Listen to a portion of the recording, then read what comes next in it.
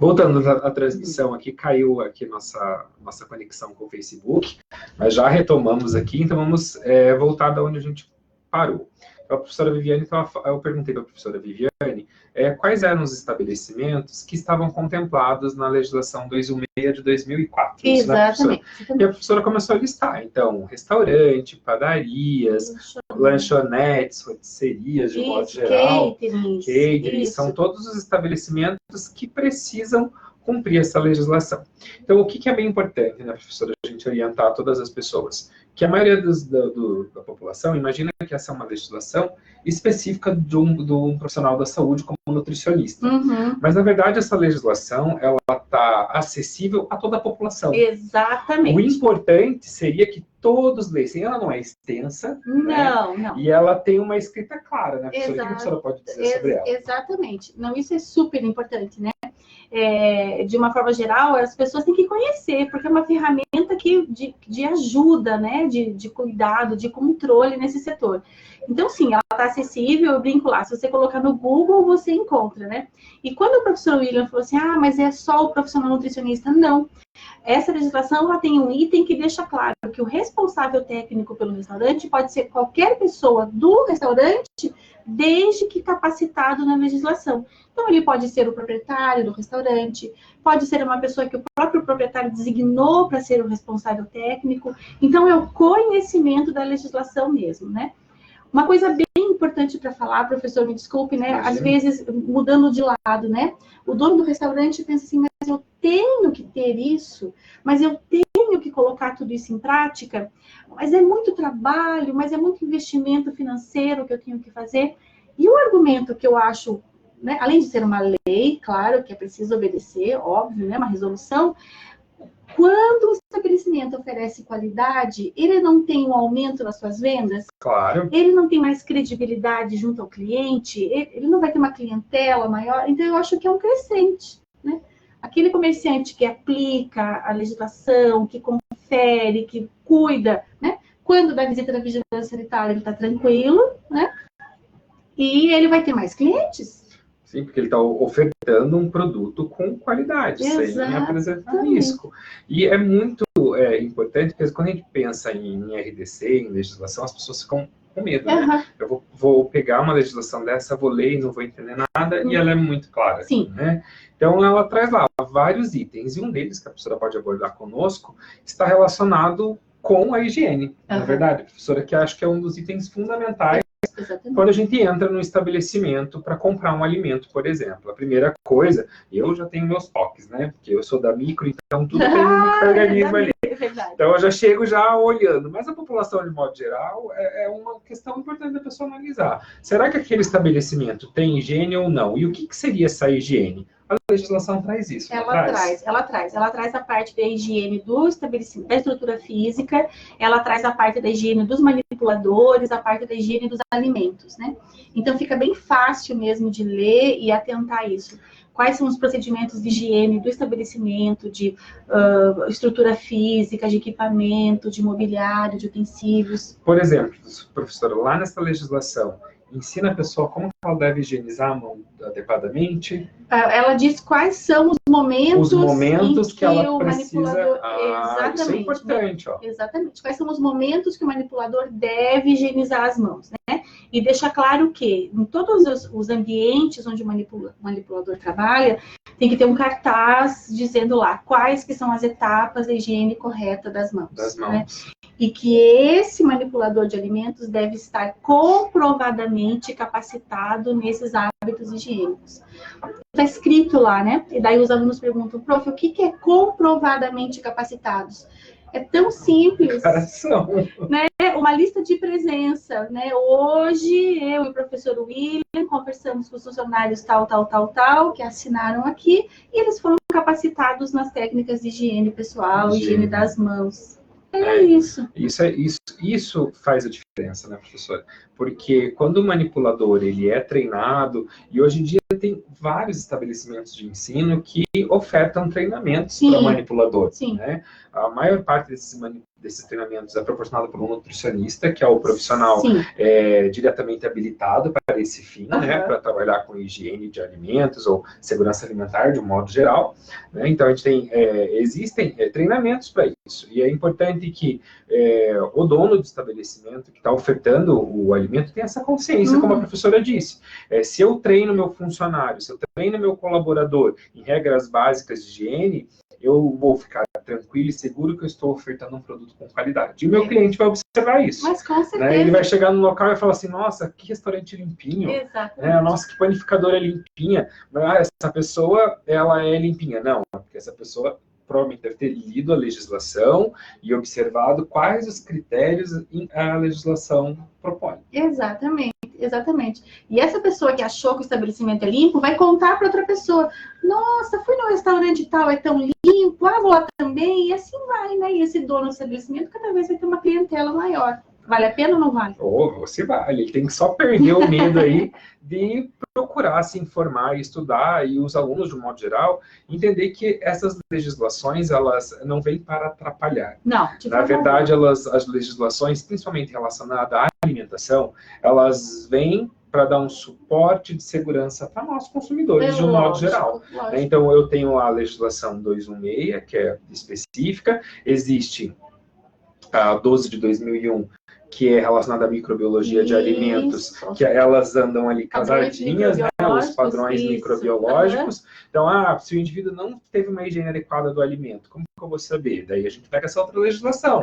Eu pego o alimento, levo lá para dentro do laboratório, vou analisar ele e vou chegar, professora Viviane, compara aí com a legislação. Está dando X de micro-organismos a mais do que poderia ter. Isso é sinal do quê? O estabelecimento não está seguindo o que a 216 está preconizando. Exatamente. Então, são legislações que elas andam ali atreladas. Então, a gente tem aqui, professora Viviane, alguns alunos já interagindo, alunos que estão entrando na live agora. Quem está entrando agora, queridos, talvez apareça 2 vídeos aí para vocês. O que aconteceu?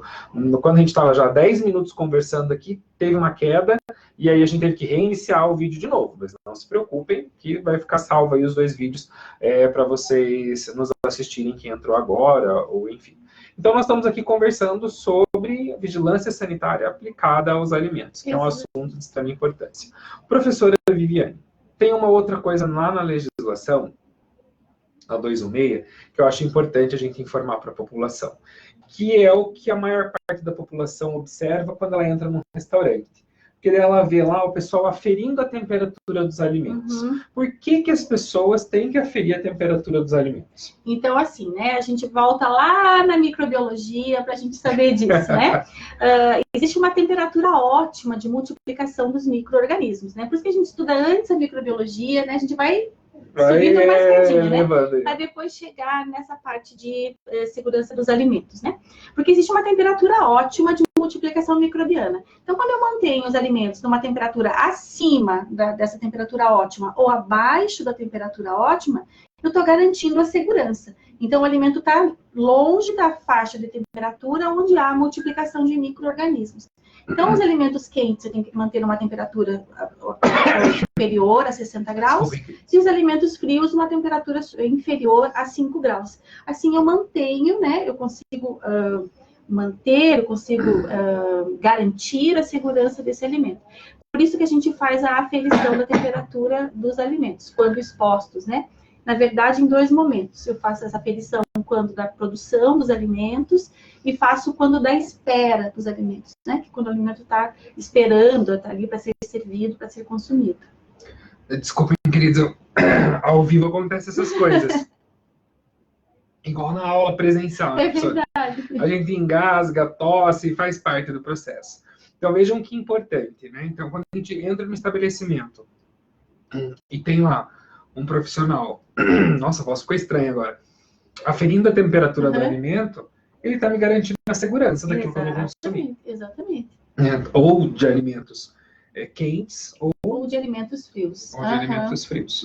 Então, por isso que a gente até brinca, né? Tá lá o nutricionista aferindo a temperatura, ele está garantindo a nossa segurança. Exatamente. E está seguindo o que a legislação preconiza. Exatamente. E, professora, o que acontece Se eu chegar lá no estabelecimento, ou a vigilância chega no estabelecimento para cumprir o que está preconizado na legislação, e ela fere a temperatura do alimento, e esse alimento não está na temperatura ideal para ser comercializado. Então, é isso que a gente estava conversando agora há pouco, né? Então, existe uma análise de riscos, assim, né? Então, o profissional de inspeção sanitária, o técnico em inspeção sanitária, que o jeito correto de falar é esse, né? O técnico em inspeção sanitária, ele vai fazer uma análise de riscos. Então, ele faz uma análise de uma forma geral. O que é importante? Quando o professor William falou da RDC 216, né, agora há pouco, ela tem 12 itens, né? Se vocês forem lá ler, ela tem 12 itens. Esses 12 itens, eles contemplam o estabelecimento como um todo. Começa lá na estrutura física e acaba lá na responsabilidade, na documentação, passando pelo controle da qualidade do alimento. Então, o técnico em inspeção sanitária, ele vai fazer uma análise global, né? Então, vou fazer uma simulação. Ele entrou no estabelecimento e a porta estava aberta e tinha um animal dentro do estabelecimento. Não tinha uma geladeira numa temperatura adequada. O funcionário estava sem uniforme, a temperatura do balcão não estava adequada de distribuição do alimento. Meu Deus do céu, a gente, né? Quantas coisas... São vários fatores de risco expostos. Exatamente. Né? Se, porventura, ele chega, tá tudo ok com o estabelecimento, mas uma temperatura não está de acordo, o que ele pode fazer? Chama o responsável técnico, ó, vamos então ou retirar esse alimento e reprocessar, ou vamos trocar esse alimento, vamos verificar se efetivamente esse balcão está mantendo a temperatura, se houve algum erro, se está desconectado. Então, é uma avaliação de riscos, né? Eu costumo brincar assim com os alunos da seguinte maneira. O técnico em inspeção sanitária, ele não é cego, né? Porque às vezes, vão me enganar. Ele não vai Vamos ver. dar um jeitinho ali. Vamos enganar. Não, né? E ele enxerga, e ele entende do que ele está vendo. Então, se ele perceber que está tudo certo no estabelecimento, mas essa temperatura não está adequada por alguma coisa no balcão que não está funcionando, puxa vida, vamos trocar e vamos continuar, né? Agora, se ele percebe que várias outras... Tudo maquiada, vai ficar bravo. Você não acha? Não, eu sim, sempre brinco, né? Não adianta tentar enganar, né? Eu falo assim, o técnico de inspeção ele não é cego, ele não é surdo. Verdade, isso é uma questão muito importante, tanto para os alunos quanto para a população de um modo geral. Como nós estamos falando em vigilância sanitária aplicada aos alimentos, algumas ações chocam a população. Então, às vezes, a gente vê em algumas reportagens, às vezes, né, algumas delas mostram até o descarte de toneladas de alimento, litros e litros de leite, às vezes, sendo descartados, ovos sendo descartados, às vezes, a população carne, a população olha e fica chocada. Meu Deus, quanta gente, às vezes, passando fome e eles descartando o alimento. Então, vejam, esse alimento ele está sendo descartado, como a professora Viviane disse, porque ele oferece um risco, porque vários fatores que são preconizados não foram cumpridos para garantir a segurança daquele alimento. Exatamente. E se o indivíduo comer aquele alimento, a chance dele desenvolver uma DTA, que é uma doença transmitida por alimento, é muito grande, e o risco desse indivíduo dessa doença evoluir para um óbito futuro também pode acontecer. Então, é melhor o descarte, é mais seguro o descarte adequado desse alimento que está contaminado do que expor a população ao risco. Eu penso também assim, é mais seguro o descarte, mas vamos pensar mais anteriormente. É mais seguro eu garantir a qualidade do alimento, né, do que eu tem que descartar, né? Ou eu arriscar, apostar, né? Acho que não vai acontecer nada. Então é mais seguro, né, eu garantir do que lá na frente eu ter que descartar, porque efetivamente é muito triste, né? Quando você fala de DTA, se a gente, uma criança que consome um alimento contaminado, um idoso com uma saúde mais frágil que consome um alimento contaminado, ele pode virar óbito mesmo. Eu estava numa banca hoje pela manhã, professora, de um TCC de uma aluna da nutrição, uma da nutrição e uma da biomedicina, que fez análise de sorvete, né? E apareceu algumas contaminações nesses sorvetes de self-service. O pessoal pega lá, faz a pessoa mesmo se serve. E aí a gente começou a tentar traçar por onde que esse sorvete se contaminou. né? Então, a gente tem a opção do pegador, que ninguém higieniza a mão direito, do pote onde a água está lá toda turvada, aquela água parada por X tempo. E aí, uma das professoras fez uma seguinte colocação que foi bem importante. Ela falou assim, gente, vamos pensar numa escala global. Se esse sorvete está contaminado, imagine um pai pegando esse sorvete, levando para casa para dar para o seu filho que está fazendo quimioterapia, por exemplo. Verdade. É uma criança que está imunocomprometida e que vai consumir um alimento que tem uma carga microbiana além do permitido, e a esfera disso, a consequência disso lá na frente é muito grave, né? Muito severa. Exatamente. Então a gente tem que pensar nessas ações, porque a maioria das pessoas pensam assim, né? Eu acho que a professora também já deve ter ouvido isso várias vezes, assim como eu já ouvi. Professor, mas eu comi isso a vida inteira desse jeito e não passei mal, né? Então, que bom que você não passou mal, porque a sua imunidade é ótima. Graças a Deus. Né? O tempo todo a gente consome micro-organismos, não tem como, a gente não vive numa bolha. Mas a questão é, a nossa imunidade é boa, mas se a gente for olhar para uma pessoa que está imunocomprometida, criança, idoso, gestante, pessoas que estão fazendo qualquer tratamento de saúde de forma mais intensa, são pessoas que vão ter uma dificuldade, o corpo vai ter dificuldade de reagir contra essas situações. Exatamente. Né, professora? A gente tem aqui várias participações, tem a Ellen, que pediu para a gente destacar que o profissional habilitado para fazer os treinamentos, né, relacionados à higiene é o nutricionista. Sim, é o nutricionista. Né? Sim. Então, o nutricionista, durante a graduação toda dele, ele recebe esses treinamentos. Eu lembro que eu participei com a professora Viviane, acho que a professora Viviane vai lembrar disso, de uma aula que ela fez uma dinâmica de higiene, lembra disso? Com as botas, os alunos vieram de botas, e a gente fez. Nós fizemos uma dinâmica bem bacana com os alunos, para eles aprenderem a treinar depois o manipulador. A sensibilizar o manipulador. Como que funciona isso, professora? Como que a gente sensibiliza o manipulador dos alimentos? Pois é, né? A gente tem que fazer ele enxergar, né, a importância disso, né? Eu lembro que nós fizemos isso, né?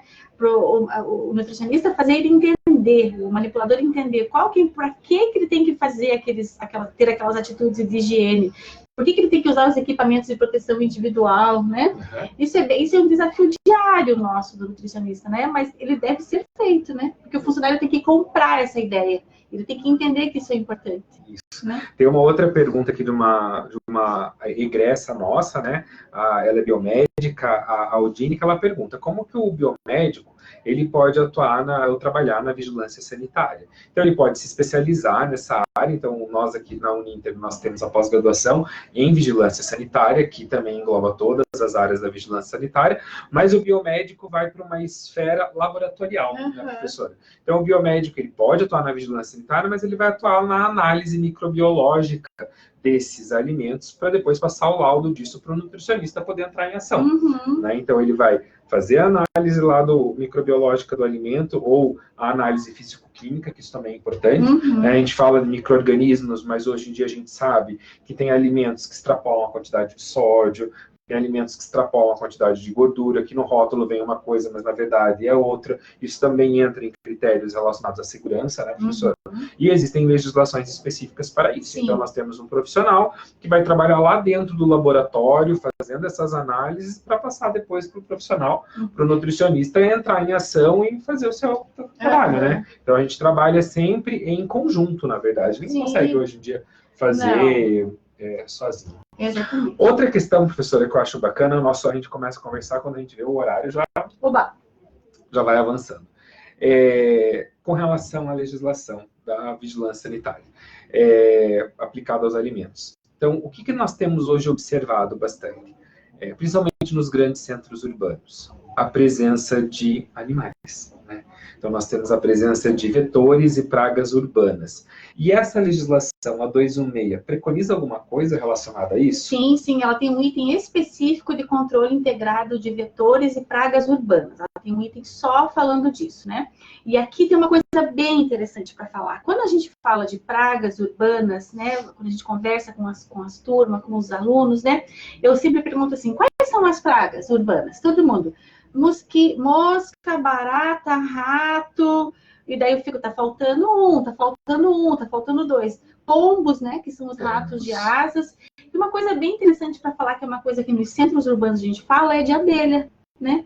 Então, as pessoas, mas a abelha, daí pense comigo, as abelhas nos centros urbanos, elas estão fora do seu habitat natural. E elas buscam alimento onde as moscas buscam alimentos. Não pense que a abelha do centro urbano, ela vai pousar numa plantação de lavanda. De flores, não. Não é raro a gente ver assim, eu peço para os alunos fazerem esse exercício visual mesmo, de pesquisa, né? Não é raro você olhar uma lata de lixo de um restaurante, de uma confeitaria, de uma padaria, e você vê moscas e abelhas no mesmo lata de lixo.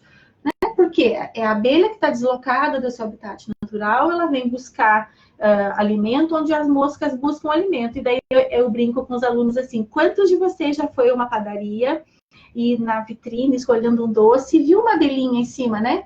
E fala, eu quero aquele ali. E daí a moça só faz assim para a abelha sair e você pega o doce, né? Veja onde que essa abelha estava. Né? A chance dela estar num lugar e carregando vetores, né? Carregando nas patinhas. Micro-organismos que podem causar uma DTA. Né? Então, frente a isso, professora, por que eu perguntei, né? Porque nós vamos, no começo do ano, né, nós vamos lançar uma pós-graduação específica, manejo e controle de vetores e pragas urbanas, que também está aberto aí para os alunos, nutricionistas, cursarem essa pós, porque é importante, né? É super importante. E ela foi uma abordagem bem ampla, bem geral, justamente para as pessoas entenderem, né? Por que o vetor e praga, ele tá contemplado na legislação 216. Exatamente. Né? Por quê? Porque ele traz contaminação. Traz contaminação e o mais importante é porque as pessoas às vezes não segregam os resíduos adequadamente e oferece alimento, abrigo, porque esse animal, nós invadimos o espaço dele, né? Ele precisa se alimentar, ele precisa se reproduzir e aí ele encontra tudo que ele precisa lá dentro daquele restaurante, lá dentro daquela padaria, e aí vem a legislação explicando por que tem que ter tela, né, professora? O que mais que tem que ter no estabelecimento para evitar a presença deles? Quando você falou da tela, né? Se a abelha entrou, é porque a mosca também consegue entrar, né? Então, se aquela abelhinha que está ali, ela entrou para um lugar para onde a mosca também entra. Então, tem que ter telas nas janelas. Eu posso ter cortinas plásticas nas portas, né? Ou portas vai e vem, para a porta não ficar aberta quando dá para uma área externa. Telas nos ralos, para não entrar pelos ralos as pragas, né? Lá na legislação está escrito todos os controles para ter. Inclusive, né? A RDC 216, ela pede 4 procedimentos operacionais padronizados. E um desses... O famoso POP, né? O famoso POP. E um desses POPs é relacionado ao controle integrado de vetores e pragas urbanas, que são obrigatórios os POPs. Outra coisa que contempla nessa legislação, queridos, é com relação ao famoso reservatório de água, que é o que a gente chama de caixa d'água. Higiene do reservatório de água. O que acontece com o reservatório, professor? Então, o reservatório ele deve ser higienizado semestralmente e essa higiene deve ser semestral, comprovada, exatamente. Olha só. Deve ter essa comprovação, né? E, infelizmente, então, pensem lá comigo novamente, né? Qual que é o papel da vigilância sanitária, né? É de efetivamente fiscalizar. O estabelecimento fez essa higienização, né? Se não, que água que nós estamos tomando? Que água que o estabelecimento está usando para produzir os alimentos que a gente está consumindo? Se esse reservatório, né, não foi higienizado. Sujo, se ele está destampado, se ele está quebrado, se ele tem uma fresta por onde pode entrar um animal tomar água. Isso mesmo. Né?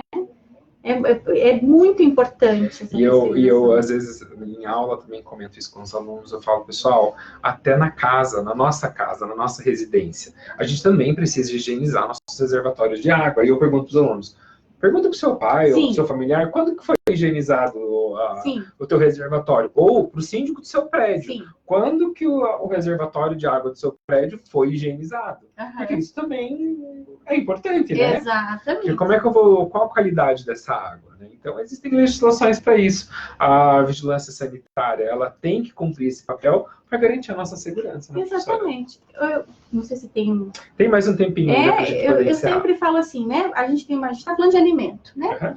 Mas, gente, vamos pensar, não tem várias outras esferas da nossa vida onde há legislação? Não tem legislação de trânsito e você não... Você cumpre legislação Tem de que trânsito? cumprir, opa! Eu cumpro legislação de trânsito. Senão a gente já recebe uma multinha. Gente, então tem N legislações nas várias esferas da nossa vida, né? Então por que que só na parte também na parte de alimento tão importante, né? O alimento que vai me nutrir, o meu filho, minha família. Então é muito importante, precisa mesmo. Precisa conhecer, precisa cumprir. Então, vejam, a gente poderia passar a tarde toda aqui conversando, professora. Fora os casos e causos que os alunos nos trazem e coisas que a gente vivencia no dia a dia. A gente entra no restaurante e vê a mesma pessoa que está manipulando o alimento pegando no dinheiro, e a gente sabe que na legislação isso não pode. A gente vê lá uma mosquinha pousando lá no alimento, a gente sabe que também isso não pode. E assim, são várias coisas que envolvem essa segurança dos alimentos. E nós, né, como usuários de um serviço de alimentação, nós também temos que nos policiar, né, professora? A gente tem que entender que quando a gente vai se servir o alimento, enquanto a gente está servindo o alimento, a gente não tem que ficar parando para conversar. Ali não é banco de praça.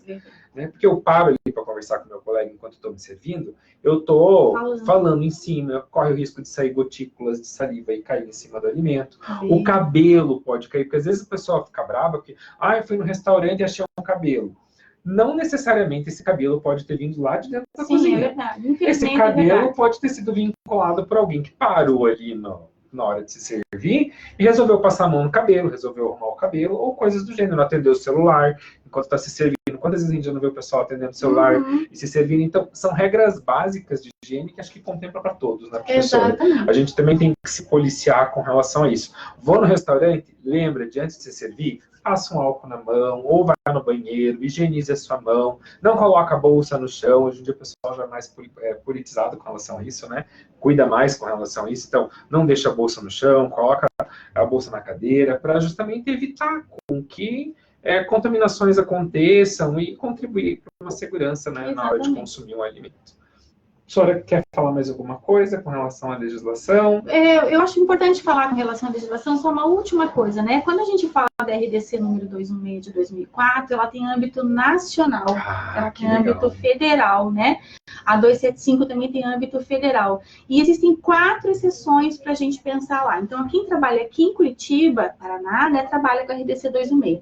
Mas nós temos o Distrito Federal, que tem uma legislação sanitária que é só dele. Olha que bacana. O Estado do Rio Grande do Sul tem uma legislação sanitária só dele. O município de São Paulo e o Estado de São Paulo. Eu não sei quem vocês aí estão assistindo, né? Vocês estudam aqui hoje, mas vocês vão trabalhar em São Paulo, ou vocês são do Rio Grande do Sul, ou algo nesse sentido. Só pensar que essas 4, 2 estados, né, o Distrito Federal e mais o Estado, o município de São Paulo, eles têm legislação sanitária específica para eles. Eu comento porque eu fui trabalhar uma vez no Distrito Federal e lá ninguém fala nada da RDC 216, né? Eles falam da Instrução Normativa 4, porque a legislação sanitária é só do Distrito Federal. E qual que é a diferença, professora? Elas são mais específicas para a população? O que difere? Elas não podem diferir no conteúdo, né? Elas preconizam exatamente a mesma coisa, né? Baseada até em referência, em bibliografia. Mas algumas são um pouquinho mais completas, né? Nós temos a CVS 5 de 2013, que é do Estado de São Paulo. Ela é bem mais, digamos, mais esmiuçada, né, para a gente ler. Então, ela contempla a mesma coisa que a 216 atrás, mas ela é mais esmiuçada, assim.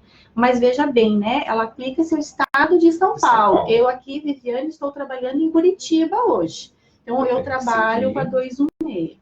Isso é importante, né? Porque a gente tem alunos de todos os estados, né? Isso. Para ficar perfeito. Claro, porque daí você tem que se adequar com a legislação. Exatamente. Isso é bem importante falar, eu já vi acontecer. Quando você está trabalhando e você vai receber uma visita da inspeção sanitária, você não pode basear o teu trabalho numa legislação de outro lugar, né? Então, fique atento. Você está trabalhando em qual lugar? Quando a vigilância vier te inspecionar, vai te inspecionar com base na legislação que abrange o lugar onde você está, né? Se é, então, São Paulo, Estado, Município, Rio Grande do Sul ou Distrito Federal. Tirando isso, nós aqui em Curitiba, por exemplo, Paraná, RDC 216. Que bacana. Professora, o nosso tempo já está se esgotando, a gente poderia passar né, uma tarde inteira aí. Sim. Os nossos alunos que estão nos acompanhando, curtem, compartilhem o vídeo, pode deixar comentários. Professora Ilha, quero que a professora Viviane volte para falar de uma questão pontual, específica com relação à legislação. Nós convidamos a professora Viviane mais uma vez, ela sempre vai estar aqui com a gente agora, né, professora? A gente já está conectada aqui com a professora Viviane e a gente vai discutindo. Então, curtam a nossa página no Facebook, entrem no site da Uninter, lá na pós-graduação, vocês vão observar que nós temos uma gama bastante grande de pós-graduação relacionada na saúde, e aguardem as novidades. Então, agora no início de 2020, nós estamos lançando várias pós-graduações novas voltadas para a área da saúde e multiprofissionais. Como eu havia dito antes, uma delas é o manejo e controle de vetores e pragas urbanas, tem a humanização e cuidados paliativos, tem as relacionadas à metodologia para o ensino de anatomia, fisiologia, patologia, que vai habilitar o profissional da saúde a dar aula desses assuntos, e enfim. Então, temos várias novidades chegando por aí. Nos acompanhem aqui nas redes sociais e visitem a nossa página no Facebook. No mais, professora Viviane, muito obrigada por a professora estar aqui conosco, compartilhando seu conhecimento junto com os nossos alunos. Eu que agradeço, espero que tenham gostado. Gostamos um monte. Queridos, um abraço e até breve. Beijo, tchau. Tchau.